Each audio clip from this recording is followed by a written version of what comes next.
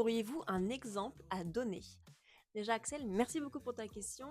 Je vais vous donner un exemple très parlant et j'ai nommé La Casa des Papel. En fait, La Casa des Papel, saison 1, nous paraît extrêmement complexe et en fait, ça ne l'est pas du tout. Par contre, c'est extrêmement bien fait et c'est là que ça devient intéressant. D'abord, pourquoi ça nous paraît compliqué? Parce que la saison 1 te bombarde de flashbacks, de révélations et de plans montrés dans le désordre. Tu rajoutes à ça le chaos humain. On a Tokyo qui se rebelle. On a Denver qui tombe amoureux d'un otage.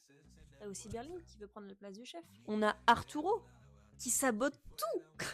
Mais maintenant, si t'enlèves tout le bruit narratif, on a une personne qui nous paraît être le fil conducteur de tout, c'est le professeur. Et en vrai, quand tu vois tout le bordel des personnages à côté, il te paraît mais hyper intelligent en fait. Il est rationnel, tout ce qu'il dit a un sens, il se laisse pas déborder par ses émotions.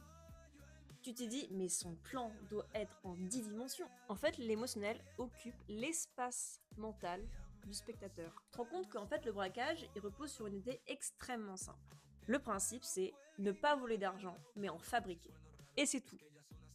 La carte des papels, le vrai plan, qu'est-ce que c'est? C'est s'enfermer dans la banque, imprimer le plus longtemps possible, gagner du temps contre la police et ressortir avec de l'argent neuf. Tout ce que le professeur a pu prévoir, c'est juste les réactions normales de la police dans ce genre de situation. Des problèmes très probables et les erreurs typiques qu'on peut avoir dans un braquage. Le braquage, il semble compliqué à cause de la mise en scène. Ça sert à rien de partir dans des choses compliquées. C'est quoi le plus simple? De revenir aux erreurs courantes d'un braquage. C'est stylé quand il y a des explosifs, c'est stylé quand il y a des coups de feu. Mais au final, c'est très vraisemblable. Ça pourrait vraiment arriver.